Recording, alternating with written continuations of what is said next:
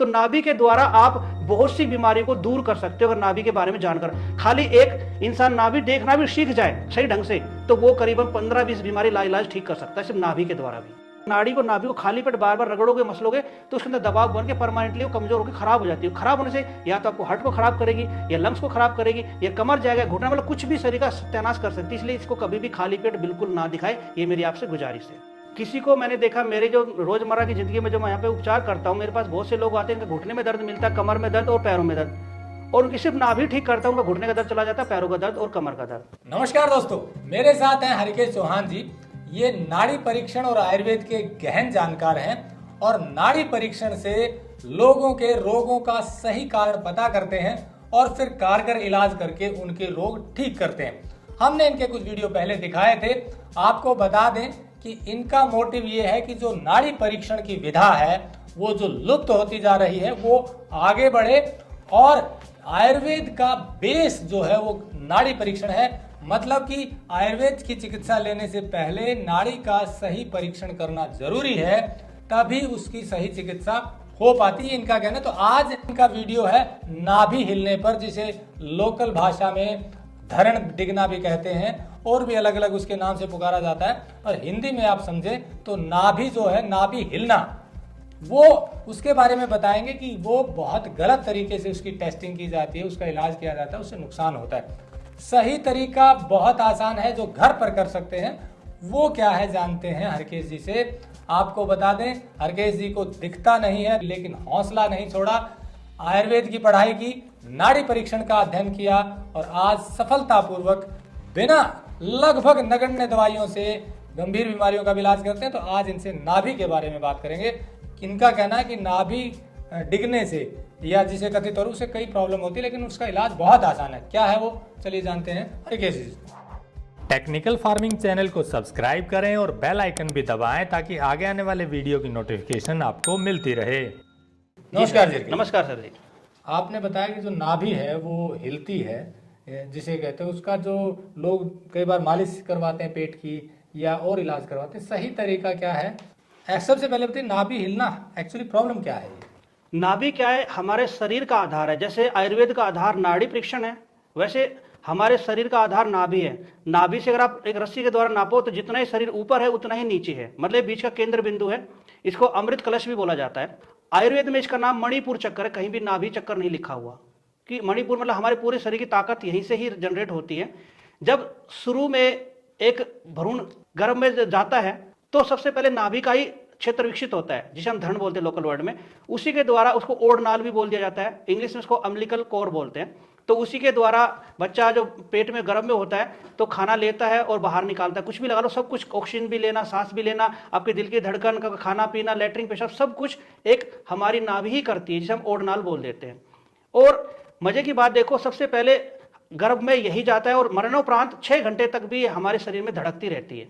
उसके बाद ये प्राण को त्याग देती है और शरीर बिल्कुल खत्म हो जाता है। तो नाभि को समझना बहुत जरूरी है। और तकरीबन लोग नाभि को खाली पेट देखते हैं और खाली पेट नाभि को कभी भी नहीं देखना चाहिए। कई लोग नाभि को बहुत ज्यादा मसलते हैं, वो भी नहीं करना चाहिए। क्योंकि देखो, मैंने बताया हमारे शरीर का मूलभूत एक आधार माना जाता है, तो आधार को अगर आप डिस्टर्ब कर दोगे तो हमेशा के लिए ही गड़बड़ हो जाएगा। कि हमारी एक्सल पावर यही है और कुछ नहीं है। इस नाड़ी के द्वारा पूरा शरीर संचालित रहता है, तो ये कभी भी अपनी जगह नहीं छोड़ती। जैसे मेरा नाक है, कभी डिग के कान की जगह पे नहीं आता, मेरा हाथ डिग के कभी भी पैर पे नहीं जाता, वो वही रहता है। उसमें दबाव बन सकता है तो बीमारी का रूप ले लेता है। जैसे हमारी नाभि यही है और ये हमारे पेट में 12 जगह पे काम कर रही है, ठीक है। और इसके 4 केंद्र बिंदु मुख्य होते हैं, इसलिए नाभि हमेशा 4 प्रकार की मानी जाती है। तो धड़ से हम लोकल वर्ड में धड़ बोलते 4 होती है, लेकिन होती चारों ही सुंडी के अंदर, नाभि के अंदर से बोलते हैं। नाभि मतलब सुंडी, ठीक है, इसको नेवल बोला जाता है इंग्लिश में। तो जैसे मान के चलो मेरे ऊपर की तरफ वात बढ़ गया है, पित्त बढ़े, कुछ भी, तो यहाँ पे दबाव बना तो क्या होगा, मेरे को कब्ज लग जाएगी। नाभि मेरी यही है, लेकिन यहाँ पे आपको पल्पिटेशन बढ़ जाएगी। लेकिन पल्पिटेशन गौर से देखो तो यहाँ पे भी होगी, लेकिन यहाँ पे बढ़ी तो मेरा भूख खराब हुआ। मेरी इस साइड में चली गई, होगी यहीं पे, यहाँ पे दबाव बना तो मेरे को लूज मोशन लग जाएंगे। इधर लगा तो पेट में बहुत ज्यादा गैस बनेगी। नीचे की तरफ गई तो हमारे जनांगों को डिस्टर्ब करती है, जैसे तिल्ली होगी, बच्चादानी और आदमी की पुरुष शक्ति।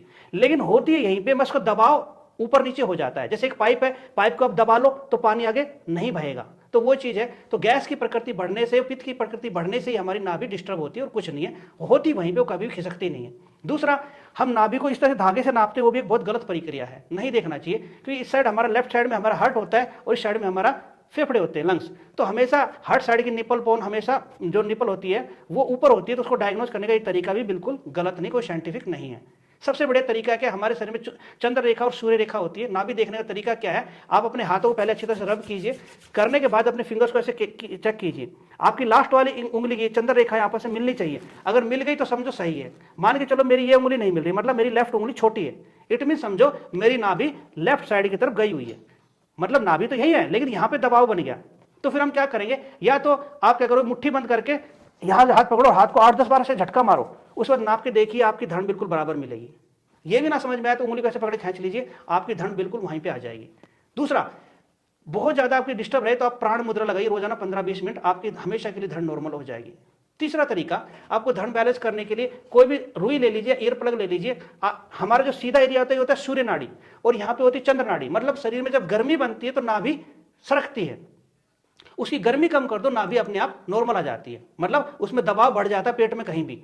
तो अब हम, जैसे मैंने सूर्य नाड़ी मैंने ये बंद कर दिया, ईयर होल, मतलब मेरी सूर्य ऊर्जा एनर्जी, ये देखिए मेरे कान में रुई लगी, तो मैंने सूर्य नाड़ी जो है मेरी वो मैंने बंद कर दी, मतलब मेरे अंदर ठंडक आनी शुरू हो गई और नाभि की गर्मी शांत हो गई, मेरा नाभि का सिस्टम अपडेट हो गया। अगर रोजाना आधा घंटा भी लगाई जाए नाभि वाले इंसान को तो परमानेंटली उसकी नाभि अपने आप ही स्वस्थ हो जाती है। ये छोटा सा तरीका है करने का। बाकी इसमें शशकासन बहुत अच्छा काम करता है, पारस मुद्रा बहुत अच्छा काम करती है, प्राण मुद्रा। ये अगर तीनों का भी लगातार इंसान अगर रोजमर्रा की जिंदगी में इस्तेमाल करे तो नाभि कभी भी खराब नहीं होगी।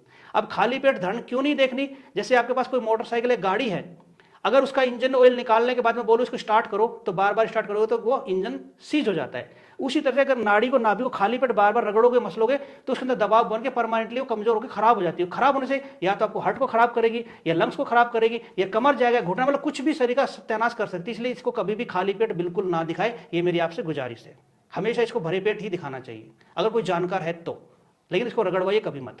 मतलब ये है कि आपका कहना है कि नाभि हिलती नहीं है, वो उसका प्रेशर बनता है तो कहीं दूसरी जगह धड़कन महसूस हो सकती है, उसकी पल्पिटेशन महसूस हो सकती है जी। अदर, और उसको मसलवाने से भी कोई लाभ नहीं होगा। जो आपने मुद्राएं बताई उसके से उसका इलाज संभव है। संभव, बिल्कुल संभव है। इसके मतलब प्रेशर बनने से दिक्कतें क्या क्या हो सकती है वो भी थोड़ा बताइए। जी, किसी को मैंने देखा, मेरे जो रोजमर्रा की जिंदगी में जो मैं यहाँ पे उपचार करता हूँ, मेरे पास बहुत से लोग आते हैं, इनके घुटने में दर्द मिलता है, कमर में दर्द और पैरों में दर्द, और उनकी सिर्फ नाभि ठीक करता हूँ, उनका घुटने का दर्द चला जाता है, पैरों का दर्द और कमर का दर्द।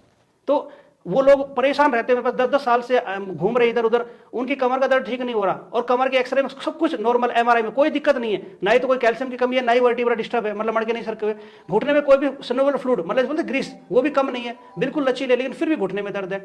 लेकिन उनकी मेन प्रॉब्लम क्या थी, नाभि के अंदर दबाव हो रखा था, वो दबाव की वजह से वहां पे घुटने में, कमर में दर्द आ रहा, पैरों में दर्द आ रहा, सिर में। लेकिन हमने क्या किया, नाड़ी में देखा कि धड़ उनकी कमजोर है, तो धड़ को मजबूत करने के हमने योगा बताए। पेट के अंदर कुछ लुब्रिकेशन, घी, गाय का घी डलवाया उनकी नाभि के अंदर ताकि मजबूत हो जाए। ये प्राण मुद्रा लगवाई, पारस मुद्रा लगवाई, सीधे कान में रुई लगवाई, उससे उनकी धड़ नॉर्मल आई, उनका घुटने का दर्द भी गया, पैरों का दर्द भी गया, गर्दन का भी गया, और बाकी कमर भी ठीक हुई। तो नाभि के द्वारा आप बहुत सी बीमारियों को दूर कर सकते हो अगर नाभि के बारे में जानकर। खाली एक इंसान नाभि देखना भी सीख जाए सही ढंग से तो वो करीबन 15-20 बीमारी लाइलाज ठीक कर सकता है, सिर्फ नाभि के द्वारा भी। तो दोस्तों, जैसा हरकेश जी ने बताया कि नाभि जो है वो कहीं डिगती नहीं है, कहीं हिलती नहीं है, वो बस उसकी महसूस, धड़कन महसूस अलग अलग जगह हो सकती है, इसलिए उसको कहीं रगड़वाना, मसलवाना नहीं चाहिए। सिंपल तरीके जो बताए उनको आप घर पे यूज करेंगे, प्रयोग करेंगे, अप्लाई करेंगे तो ठीक हो सकते हैं। ज्यादा जानकारी चाहिए तो व्हाट्सएप नंबर दिया हुआ है, आप व्हाट्सएप पे ही आप मैसेज करेंगे तो आपको जो है उत्तर मिल जाएगा। फोन शायद कई बार उठाना संभव नहीं हो पाता है। आगे भी हम आपको ऐसे ही वीडियो दिखाते रहेंगे जिससे कि आपको लाभ हो। आपको बता दें, ऐसे लोगों का इंटरव्यू, किसानों का इंटरव्यू सब हम निःशुल्क करते हैं। हमारी कोशिश सिर्फ इतनी है कि अच्छी चीज़ों को बढ़ावा मिले और आपको लाभ हो और अच्छी विधा को भी बढ़ावा मिले। नमस्कार, जय हिंद। अगर आपको यह वीडियो पसंद आया है तो ज्यादा से ज्यादा लाइक और शेयर जरूर करें। साथ ही चैनल को सब्सक्राइब करना ना भूलें।